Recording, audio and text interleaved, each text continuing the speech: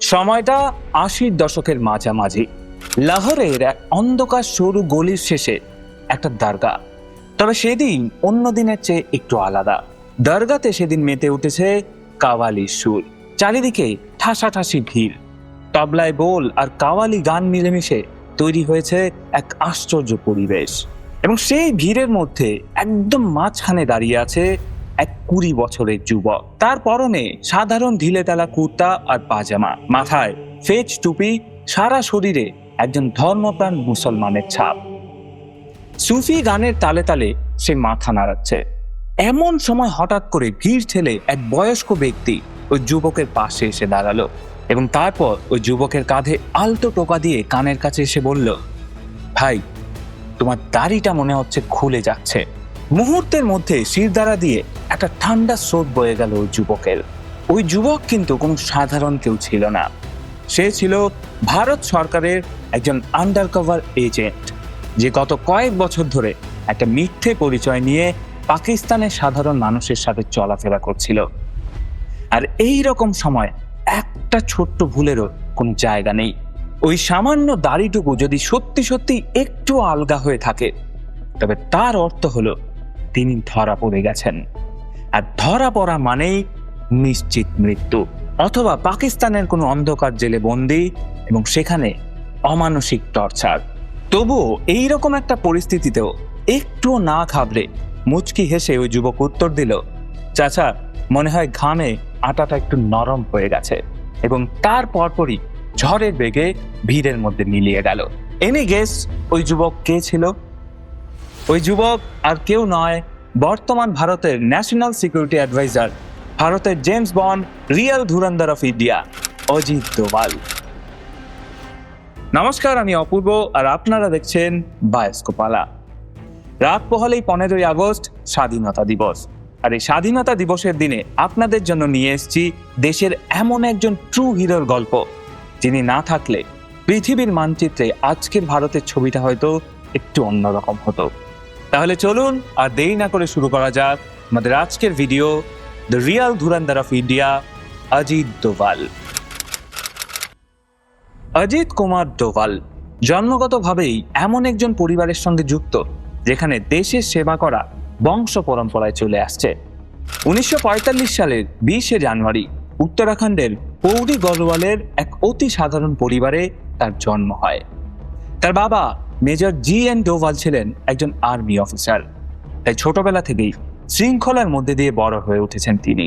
আজমিরের Indian military boarding স্কুলে পড়ার সময় থেকেই লক্ষ্যে স্থির অজিত দোভাল যেন যুদ্ধের ময়দানের জন্য নিজেকে তৈরি করছিলেন।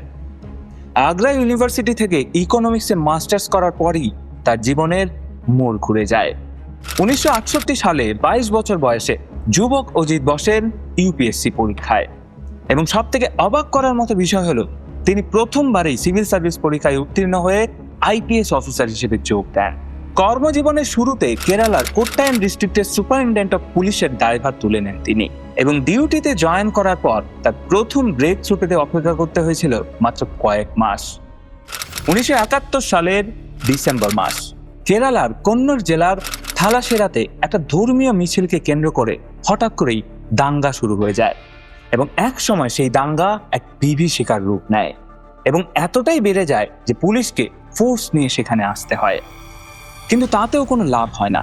এক সময় পরিস্থিতি এতটাই হাতের বাইরে চলে যায় যে তৎকালীন হোম মিনিস্টার কে করুণাকরণ এমন একজন সাহসী পুলিশ অফিসারের খোঁজ করছিলেন যে কিনা কড়া হাতে পরিস্থিতিকে কন্ট্রোলে আনতে পারবে। এবং তখনই বারবার উঠে আসে একটা নাম, এসপি অজিত দোভাল। ব্যাস, শুরু হয়ে গেল একজন সাধারণ পুলিশ অফিসারের এক অসাধারণ জার্নি। কেরালায় ল অ্যান্ড অর্ডার ফিরিয়ে আনার দায়িত্ব গিয়ে পড়ল অফিসার ডোভালের হাতে এবং সেই দায়িত্ব হাতে নেওয়ার প্রথম দিন থেকেই তিনি প্রমাণ করে গেছেন যে ছকে বাঁধার নিয়মে নয়, তিনি কাজ করেন তার নিজের নিয়মে। কারণ তিনি খুব ভালো করেই জানতেন দেশের আসল সংকটগুলো টেবিলের ওপারে বসে নয়, বরং অন্ধকার অলিতে গলিতে ঢুকে সলভ করতে হয়। তাই থালাসেরার যে সমস্ত জায়গায় পুলিশ তাদের ফোর্স নিয়ে ঢুকতেই ভয় পাচ্ছিল, সেই সমস্ত জায়গায় একাই ঘুরে এলেন তিনি। ফিল্ডে নেমেই একটা অদ্ভুত কাজ করলেন। তিনি কি করলেন, তিনি গোটা এলাকায় পুলিশ মোতায়েন না করে আশ্চর্যজনকভাবে কয়েক ঘন্টার মধ্যে তিনি বেশ কয়েকটা জায়গা চিহ্নিত করেন যেখান থেকে দাঙ্গার সূত্রপাত হয়েছিল এবং শুধুমাত্র ওই জায়গাগুলোতে পুলিশ মোতায়েন করেন। তারপর তিনি খুঁজে বার করলেন এই দাঙ্গার আসল কারণ, অর্থাৎ ধর্মীয় দলের মাথাদেরকে। তারপর চলল তাদের সঙ্গে নেগোসিয়েশন। তাদেরকে তিনি যে কি বলেছিলেন সেটা কেউ জানে না, কিন্তু আপনি বিশ্বাস করবেন না, এই নেগোসিয়েশনের পর দাঙ্গায় লুট হওয়া সমস্ত জিনিসপত্র যেগুলো মানুষ নিয়ে চলে গেছে সেগুলো আবার মালিকদের কাছে ফেরত দিয়ে যেতে লাগলো লোকজন। ভাবতে পারছেন? এবং এইভাবে মাত্র 1 সপ্তাহের মধ্যে ধীরে ধীরে কমতে লাগলো এই দাঙ্গার ভয়াবহতা। এবং এই গোটা বিষয়টা পুলিশ ডিপার্টমেন্টের কাছে একটা নতুন কায়দা। কোনো ফোর্স নয়, কোনো লাঠিচার্জ নয়, কোনো গোলাগুলিও নয়, শুধুমাত্র একটা মানুষের বুদ্ধি এবং বিচক্ষণতাই এই গোটা দাঙ্গাটাকে থামিয়ে দেওয়ার একমাত্র হাতিয়ার। এই পদ্ধতিকে বলা হয় স্ট্র্যাটেজিক ইন্টেলিজেন্স গ্যাদারিং, অর্থাৎ কোনো আক্রমণ না করে শুধুমাত্র তথ্যের উপর ভিত্তি করে ভবিষ্যতের কোনো বড় বিপদকে আগে থেকেই চিনে নেওয়া। যাই হোক, দাঙ্গা তো থামলো, কিন্তু যুবক অফিসার ডোভাল তখনও জানতো না তার এই স্ট্র্যাটেজি ভবিষ্যতে ভারতকে অনেক বড় বিপদের হাত থেকে বাঁচাতে চলেছে। যাই হোক, আবার গল্পে ফিরে আসি। চাকরি জীবনের একদম শুরুতেই এইরকম একটা সেন্সিটিভ কেসে এরকম অবলীলায় সাকসেস পাওয়ার ফলে প্রশাসনিক মহল থেকে শুরু করে বড় বড় নেতা মন্ত্রী সবার মুখে তখন একটাই নাম, অজিত ডোভাল। এবং দেখতে দেখতে তার নাম যশ পৌঁছে গেল দিল্লিতে, প্রধানমন্ত্রী ইন্দিরা গান্ধীর কাছেও। এবং তারপর থেকে শুরু হলো অজিত ডোভালের জীবনের এক নতুন জার্নি। কেরালার ওই ঘটনার বছর ঘুরতে না ঘুরতেই ডোভালের ডাক পড়ল দিল্লিতে। সেখানে তিনি পেলেন একটা নতুন পদ, ইন্ডিয়ার ইন্টেলিজেন্স ব্যুরোর একজন সদস্য। এবং এবার তার মিশন নর্থ ইস্ট, এবং সেটা জানতে হলে আমাদেরকে ফিরে যেতে হবে 1907-এ। সেই সময় মিজোরাম আলাদা কোনো রাজ্য হয়নি, তখন আসামের সঙ্গে যুক্ত ছিল। এবং সেই বছর খরার ফলে মিজোরামবাসী বিশাল ক্ষতিগ্রস্ত হয়। এদিকে এই বিষয় নিয়ে আসাম সরকারের কোনো হেলদোল নেই, তাই বাধ্য হয়ে তারা 1.5 লক্ষ টাকার একটা কম্পেনসেশন চায়। এবার জনগণের এই চাহিদা আর আসাম গভর্নমেন্টের হাত গুটিয়ে বসে থাকা আস্তে আস্তে একটা বিপ্লবের আকার নেয়। এবং এখানে উঠে আসে নর্থ ইস্টের আরেকটা ইম্পর্টেন্ট নাম, লালডিঙা। আসাম সরকারের প্রতি ক্ষোভ থেকে লালডিঙার নেতৃত্বে তৈরি হয় মিজো ন্যাশনাল ফ্রন্ট বা MNF। এদিকে আসাম সরকারও কম নয়, আসাম সরকার মিজোদের দায়িত্ব একেবারেই ঝেড়ে ফেলার জন্য একটা অদ্ভুত ল পাস করে। সেখানে বলা হয় যে কোনো সরকারি চাকরির জন্য অসমীয় ভাষা জানা বাধ্যতামূলক, অর্থাৎ মিজোদের সরকারি চাকরি পাওয়ার আর কোনো সম্ভাবনাই রইল না। শুধু তাই নয়, সরকার আসাম রাইফেলের 2nd ব্যাটালিয়ন থেকে বেছে বেছে মিজোদেরকে বরখাস্ত করতে শুরু করলো। আচ্ছা, এখানে একটা জিনিস বলে রাখি, আসাম রাইফেলস হচ্ছে ভারতের সবথেকে পুরনো প্যারামিলিটারি আর্মি, এবং এটা মূলত নর্থ ইস্টের আইন শৃঙ্খলা রক্ষা এবং সীমান্ত পাহারার কাজ করেন। সরকারের এই পদক্ষেপ আগুনে ঘি ঢালার মতো কাজ করে। এবার সাধারণ মানুষের সঙ্গে সঙ্গে ব্যাটালিয়ন থেকে বের করে দেওয়া জওয়ানরাও MNF এ যোগ দিতে শুরু করে, এবং এইভাবেই MNF এর শক্তি দিন দিন বাড়তে থাকে এবং তারা মিজোরামকে ভারত থেকে আলাদা একটা দেশ বলে ঘোষণা করে দেয়। এবং তখন গিয়ে ভারত সরকার নড়ে চড়ে বসে। সমস্যার সমাধান তো করতেই হবে, কিন্তু সাধারণ মানুষ MNF এর সঙ্গে থাকায় কোনো রকম সামরিক শক্তির প্রয়োগও করা যাবে না। অতএব এখন দরকার ইন্টেলিজেন্স আর সঠিক স্ট্র্যাটেজি। এবং প্রধানমন্ত্রী এই পুরো ব্যাপারটা তুলে দিল ইন্টেলিজেন্স ব্যুরোর হাতে, এবং ইন্টেলিজেন্স ব্যুরো তাদের সবথেকে স্ট্র্যাটেজিক অফিসার অর্থাৎ অজিত ডোভালকে মিজোরামে পাঠানোর সিদ্ধান্ত নিলেন। এবং আসল খেলা তখনই শুরু হয়। ডোভাল তার ক্ষুরদার বুদ্ধি আর অসাধারণ ম্যানিপুলেশন পাওয়ার দিয়ে জানতে পারলেন আসাম রাইফেলস থেকে বহিষ্কৃত 7 জন এক্স কমান্ডারই লালডিঙার প্রধান উপদেষ্টা। আর তার সাথে এটাও জানলেন যে এই 7 জনের মধ্যে ছোটখাটো মতবিরোধও রয়েছে। ব্যাস, এটারই সুযোগ নিলেন ডোভাল স্যার।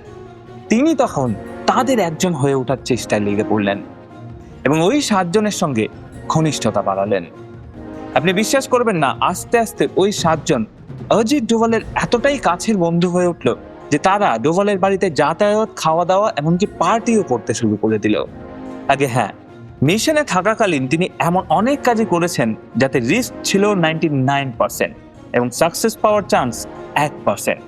আর উনি এই 1% চান্স থেকেই সেটাকে 100% সাকসেসফুল করে দেখিয়েছেন। আর এইভাবেই ওনার প্রতি ওই 7 জনের বিশ্বাসকে কাজে লাগিয়ে পরের মাত্র 2 বছরের মধ্যে MNF কে একদম ভেতর থেকে নাড়িয়ে দিলেন।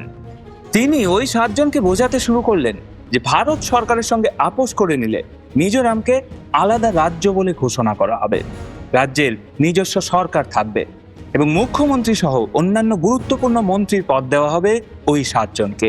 উল্টো দিকে তিনি এটাও বুঝিয়ে দিলেন যে এই সমঝোতা না করলে কোনো না কোনো দিন ইন্ডিয়ান আর্মি ঠিক মিজোরাম দখল করে নেবেই এবং তখন MNF এর আর কোনো অস্তিত্বই থাকবে না, আর MNF এর সমর্থকদের দেশদ্রোহীর মতো ট্রিট করা হবে।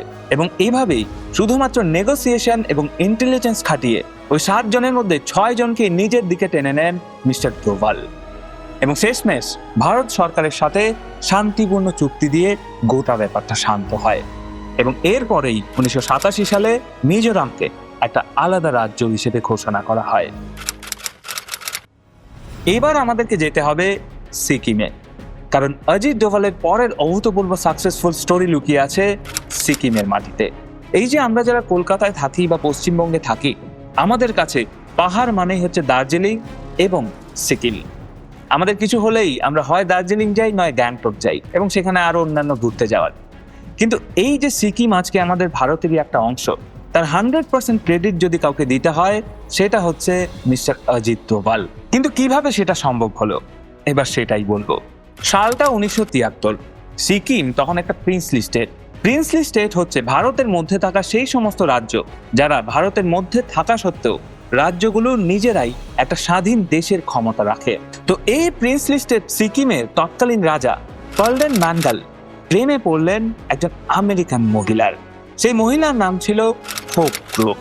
সেই প্রেম বিয়ে অবধি গড়ালে জানা যায় সিকিমের রানী হোপ ক্রুক আসলে একজন আমেরিকান গুপ্তচর। তাই সিকিমের রানী হওয়ার সুবাদে গোটা সিকিমের কন্ট্রোল এখন আমেরিকার হাতে। এবং এই খবরটা যখন ইন্দিরা গান্ধীর কাছে পৌঁছায় তখন তার মাথায় আকাশ ভেঙে পড়ে। তিনি বুঝলেন এই অবস্থা থেকে মুক্তি পাওয়ার একমাত্র উপায় একজনই, the one and only Ajit Doval. যেমন ভাবা তেমন কাজ। এবার অজিত ডোভালকে পাঠিয়ে দেওয়া হলো সিকিমে। সিকিমে গিয়ে ডোভাল দেখলেন সিকিমের কন্ট্রোল আমেরিকার হাত থেকে ভারতের হাতে ফেরানোর একমাত্র উপায় হচ্ছে রাজাকে সিংহাসন থেকে সরানো। ব্যাস ভাবা মাত্রই তিনিও কাজে লেগে পড়লেন। প্ল্যান একটাই, সিকিমের লোকাল পার্টিগুলোকে রাজার বিরুদ্ধে করে দিতে হবে, তারপর সাধারণ জনগণের সাপোর্ট নিয়ে রাজাকে গদি থেকে নামিয়ে আনতে হবে। তবে ব্যাপারটা শুনতে যতটা সহজ মনে হচ্ছে আসলে কিন্তু ততটাই চ্যালেঞ্জিং। ভাবতে পারছেন একটা দেশের সাধারণ মানুষকে তার রাজার বিরুদ্ধে নিয়ে যাওয়া, আশা করি বুঝতেই পারছেন কতটা টাফ হতে পারে। কিন্তু এই টাফ চ্যালেঞ্জের জন্য অজিত ডোভাল প্রথমে টার্গেট করেন সিকিমের একটা ছোট্ট রাজনৈতিক দল সিকিম ন্যাশনাল কংগ্রেসকে। ওই দলের লিডার কাজী লেন্দুপ দর্জির সঙ্গে হাত মিলিয়ে তার দলের উত্থানের জন্য ভারতের তরফ থেকে প্রচুর পরিমাণে অর্থ সাহায্য এবং আরো অনেক রকম সুযোগ সুবিধার ব্যবস্থা করে দিলেন। ফলে খুব অল্প সময়ের মধ্যেই কাজী দর্জির নাম সিকিমের রাজনৈতিক ম্যাপের সবার সামনের সারিতে চলে এলো এবং কয়েক মাসের মধ্যেই সিকিমের গোটা পলিটিক্সটাই চেঞ্জ হয়ে গেল। শুরু হলো ইলেকশন। ইন্ডিয়ান গভর্নমেন্টের সাপোর্ট আর অজিত ডোভালের ইন্টেলিজেন্সের উপর ভর করে সিকিমে এলো নতুন সরকার, সিকিম ন্যাশনাল কংগ্রেস, এবং তার প্রধানমন্ত্রী হলেন কাজী লেন্দুপ দর্জি। কি ভাবছেন ডোভালের কাজ হয়ে গেছে? আগে না, এখনো নয়। এবারই পালা সেই তুরুপের দাসের, সিকিমের জনমত। অজিত ডোভালের কথা মতো কাজী দর্জি প্রধানমন্ত্রী ইন্দিরা গান্ধীকে চিঠি লেখেন। তিনি ভারত সরকার থেকে অর্থনৈতিক সাহায্য চান এবং কারণ হিসেবে তিনি জানান যে সিকিমের রাজা জনগণের উপর অত্যাচার করছে, করের বোঝা চাপাচ্ছে এবং সেই কারণে খুব তাড়াতাড়ি আর্থিক সাহায্য প্রয়োজন। এরপর ইন্দিরা গান্ধী সঙ্গে সঙ্গে সিকিমে আর্মি পাঠান এবং ইন্ডিয়ান আর্মি প্রথমে রাজ পরিবারকে বন্দী করেন এবং তারপর রাজার গোটা প্যালেসটাকে সিজ করেন। এরপর সিকিমের সাধারণ মানুষের কাছে জানতে চাওয়া হয় যে তারা কি রাজ পরিবারের শাসনের মধ্যে থাকতে চায় নাকি ভারতের সঙ্গে যুক্ত হতে চায়, এবং খুব স্বাভাবিকভাবেই 95% বেশি মানুষ ভারতের সঙ্গে যুক্ত হতে চেয়েছিল। অতএব 1975 সালের 16 মে ভারতের 22তম রাজ্য হিসেবে আনুষ্ঠানিকভাবে ভারতের অন্তর্ভুক্ত হয় সিকিম। আর ওদিকে সিকিমের রাজতন্ত্র ভেঙে পড়তেই সিআইএর ওই এজেন্ট রাজাকে ডিভোর্স দিয়ে আমেরিকায় ফিরে যান। খুব অল্প সময়ের মধ্যে প্রথমে মিজোরাম, তারপর সিকিমের মতো রাজনৈতিক সমস্যার শান্তিপূর্ণ সমাধানের জন্য মাত্র 7 বছরের চাকরি জীবনেই অজিত ডোভালকে প্রেসিডেন্ট পুলিশের মেডেলে সম্মানিত করা হয়। জানলে অবাক হবেন, এই পুরস্কার 14 থেকে 17 বছর সার্ভিস করার আগে কেউই পায়নি। আশা করি বুঝতেই পারছেন একটা মানুষ কতটা এক্সেপশনাল হলে যে পুরস্কার 14 বছর, 15 বছর, 20 বছর চাকরি করার পর পাওয়া যায়, সেটা মাত্র 7 বছরে পেয়ে যান তিনি। তবে তার কাজের সব থেকে এক্সেপশনাল জায়গা এখনো অনেক বাকি। আজ থেকে মাত্র কয়েক দশক আগে পাকিস্তানের মাটিতে দাঁড়িয়ে তিনি যে অসাধ্য সাধন করেছিলেন, সেটা জানলে যে কোনো সিনেমার গল্প ফ্লপ মনে হবে। চলুন সেটাই বলবো ভিডিওর নেক্সট চ্যাপ্টারে। সালটা 1977। রাজনৈতিক মহলে এক জবরদস্ত খবর ভাসছে, পাকিস্তান নাকি নিউক্লিয়ার বোম বানানোর প্ল্যান করছে, আর তাতে সহযোগিতা করছে ফ্রান্স আর চীন। আর এই খবর যদি সত্যি হয়, তাহলে সব থেকে বড় থ্রেটটা হচ্ছে ভারতের। অতএব যে কোনো মূল্যে এই প্ল্যান সাকসেসফুল হতে দেওয়া যাবে না। তবে সেটা পরের কাজ। প্রথম কাজ হচ্ছে এই খবরের সত্যতা বিচার করা।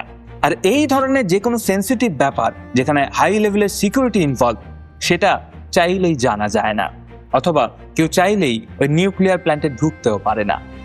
এই সময়ই দরকার সেই পুরনো স্ট্র্যাটেজি। যথারীতি আবার ডাক পড়ল এই সাবজেক্টের মাস্টারমাইন্ড অজিত ডোভালের। পাকিস্তান যেতে হবে। ইন্দিরা গান্ধী অজিত ডোভালকে কড়া ইনস্ট্রাকশন দিলেন, পাকিস্তান যেন কোনোভাবেই নিউক্লিয়ার টেস্ট করতে না পারে। আচ্ছা, এখানে একটা ব্যাপার ক্লিয়ার করে রাখি, নিউক্লিয়ার বোম বানানো আর নিউক্লিয়ার টেস্টের মধ্যে একটা সূক্ষ্ম তফাৎ রয়েছে। বোম বানানো মানে হচ্ছে ল্যাবরেটরিতে নিউক্লিয়ার বিস্ফোরণের নকশা তৈরি করা এবং তার সমস্ত রকম টেকনোলজিক্যাল সক্ষমতা অর্জন করা। আর নিউক্লিয়ার টেস্ট হচ্ছে সেই বানানো বোমাটা আদৌ ফাটবে কিনা সেটা পরীক্ষা করা, বা বলা যায় এই নিউক্লিয়ার টেস্ট হচ্ছে গিয়ে চূড়ান্ত ধাপ। তাই কোনো দেশ যদি নিউক্লিয়ার বোম বানিয়েও নেয়, সেটা যতক্ষণ না পর্যন্ত টেস্ট হচ্ছে ততক্ষণ অব্দি সেটা অ্যাপ্রুভাল পায় না। আশা করি মোটামুটি বোঝাতে পারলাম। যাই হোক, এবার গল্পে ফিরি। অজিত ডোভালের পরবর্তী মিশন অপারেশন কহুটা।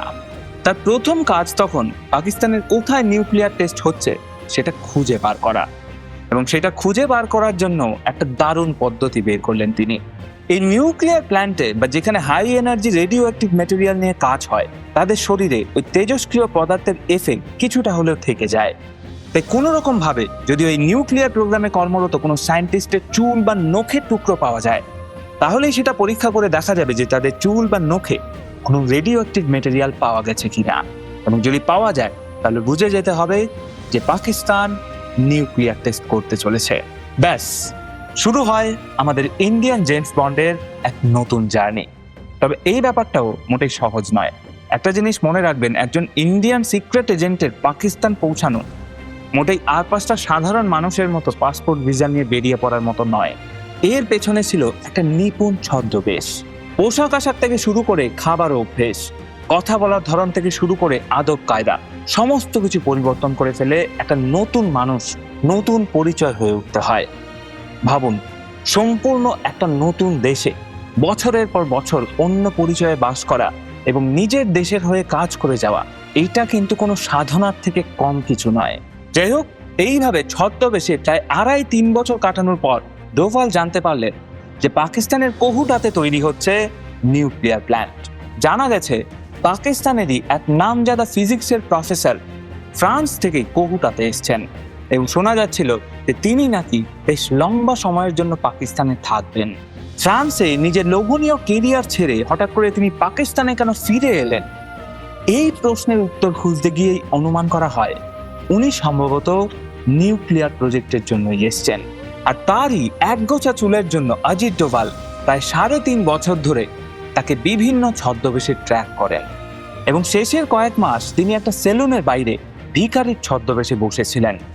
মাঝে মধ্যে সেলুনের কাটা চুল ছাড় দিতেন, এবং তার পরিবর্তে সেলুনের মালিক তাকে কিছু পারিশ্রমিক দিত। কিন্তু ডোভাল এই ঝাড় দেওয়ার কাজটা পারিশ্রমিকের জন্য করতো না, করতো স্যাম্পল কালেক্ট করার জন্য। এইভাবে সেলুন থেকে স্যাম্পল কালেক্ট করার পর সেই চুল তিনি পাঠাতেন ভারতের ল্যাবে, এবং সেখানে পরীক্ষা করে দেখা হতো রেডিও অ্যাক্টিভ ম্যাটেরিয়ালের উপস্থিতি আছে কিনা। জাস্ট একবার ভাবুন, ভারত সরকারের একজন টপ নচ অফিসার বছরের পর বছর কাটাচ্ছে ভিক্ষে করে আর সেলুন ছাড় দিয়ে, এবং তাও কিসের জন্য? শুধুমাত্র একটা ইনফরমেশনের জন্য। আশা করি বুঝতেই পারছেন আজকের দিনে দাঁড়িয়ে ইনফরমেশন কতটা powerful. Information is the new wealth. যাই হোক, আমরা অন্য টপিকে চলে যাচ্ছি। তবে তার এই ধৈর্যের ফল পেতে বছর ঘুরে গেছিল। তারপর আর কি, এই খবরটা সামনে আসতেই ইন্ডিয়া সহ সমস্ত বাকি দেশগুলো পাকিস্তানের উপর চাপ সৃষ্টি করতে থাকে এই নিউক্লিয়ার টেস্ট বন্ধ করার জন্য। একটা গোটা দেশের নিউক্লিয়ার টেস্ট বন্ধ হয়ে যায় মাত্র একজন মানুষের জন্য, অজিত ডোভাল। এটাই অজিত ডোভাল। যাই হোক, এই মিশনটা কমপ্লিট হয়ে যাবার পরেও তিনি আরো 7 বছর ধরে বিভিন্ন কাজের জন্য পাকিস্তানে ছিলেন। ভাবতে পারছেন একটা মানুষের মধ্যে কতটা ডেডিকেশন থাকলে এরকমটা করা যায়। যাই হোক, পাকিস্তানে 7 বছর কাটানোর পর অজিত ডোভাল যখন দেশে ফিরলেন, তখন ভারতে ঘটে গেছে আরো একটা বিভৎস ঘটনা। সাল 1988, তখন ভারতের প্রধানমন্ত্রী আসনে বসে আছেন রাজীব গান্ধী, এবং ওই সময় কিছু উগ্রবাদী শিখদের সব থেকে পবিত্র স্থান অমৃতসরের গোল্ডেন টেম্পল দখল করে নেয়। ওই মিলিটেন্টদের দাবি ছিল শিখদের জন্য আলাদা প্রদেশ, খালি স্থান দিতে হবে।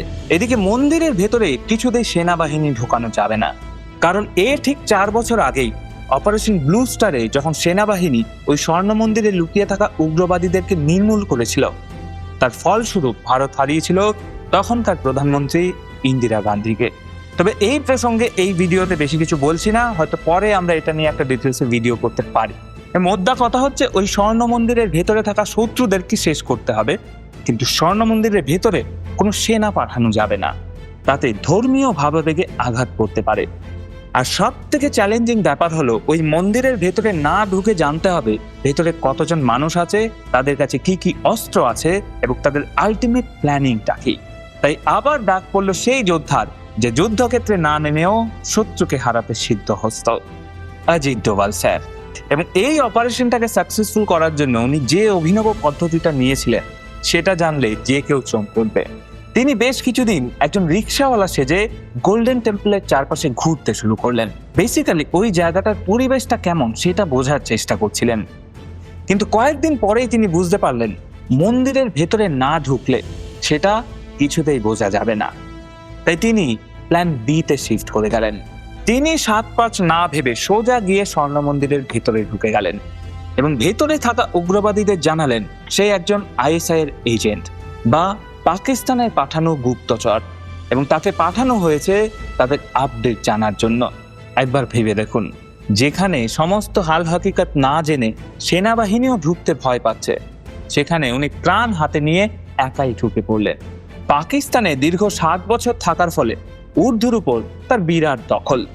তাই নিজেকে একজন পাকিস্তানি এজেন্ট হিসেবে কনভিন্স করতে তার বেশি সময় লাগলো না, এবং তারপর একেবারে প্ল্যান মাফিক ওই উগ্রবাদীদের মুখেই শুনলেন তাদের প্ল্যান, জানলেন তাদের পজিশন, কতজন আছেন এবং তারা কি ধরনের অস্ত্র নিয়ে দাঁড়িয়ে আছেন, সেই সমস্ত কিছু। এবং এই সমস্ত ইনফরমেশন নিয়ে তিনি জানালেন এনএসজি কমান্ডোদের। ব্যাস, গোটা স্বর্ণ মন্দিরের চারপাশে কমান্ডোরা তাদের পজিশন নিয়ে নিল। এইবার শুধু উগ্রবাদীরা বাইরে বেরানোর অপেক্ষা। তবে তারা তো এমনি এমনি বাইরে আসবে না, তাদেরকে বাইরে আনতে হবে। মিস্টার ডোভালের কথা মতো মন্দিরের ভেতরে যে জলের সাপ্লাই সেটা কেটে দেওয়া হয় এবং ইলেকট্রিসিটির লাইনও কেটে দেওয়া হয়, এবং কিছুক্ষণের মধ্যেই গরমে আর জলের অভাবে যে মিলিটেন্টরা একে একে মন্দিরের ছাদ থেকে বেরিয়ে আসতে শুরু করে।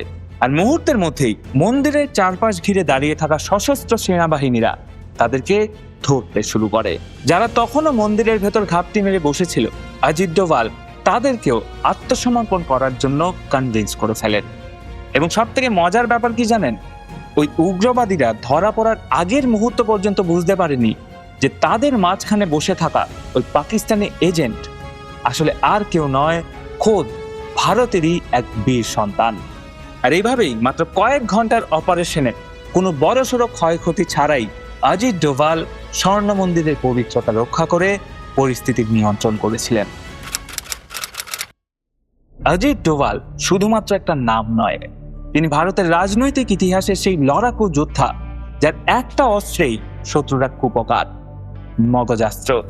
মিজোরামের পাহাড় হোক কিংবা সিকিমের রাজপ্রাসাদ, পাকিস্তানের লাহোরের অলিগলি হোক কিংবা অমৃতসরের স্বর্ণ মন্দির, এই মানুষটা প্রত্যেকটা ক্ষেত্রে বারবার এটাই প্রমাণ করেছেন যে যুদ্ধের ময়দানে কেবলমাত্র ভারী অস্ত্রশস্ত্রই নয়, কখনো কখনো একজন মানুষের অসীম সাহস আর ক্ষুরোদার বুদ্ধি যথেষ্ট একটা দেশের গোটা ভাগ্য বদলে দেওয়ার জন্য। ওনার মতো কিছু মানুষের জন্যই আমরা গর্ব করতে পারি, ওনার মতো কিছু মানুষের জন্যই আমরা বলতে পারি সারে জাহাঁ সে আচ্ছা হিন্দুস্তান হামারা। যাই হোক, সবাই ভালো থাকবেন, সুস্থ থাকবেন। ভিডিও শেষ করার আগে আরো একবার জানাই স্বাধীনতা দিবসের অনেক অনেক শুভেচ্ছা। দেখা হচ্ছে অন্য কোনো ভিডিওতে। Tata, good bye, love you, জয় হিন্দ।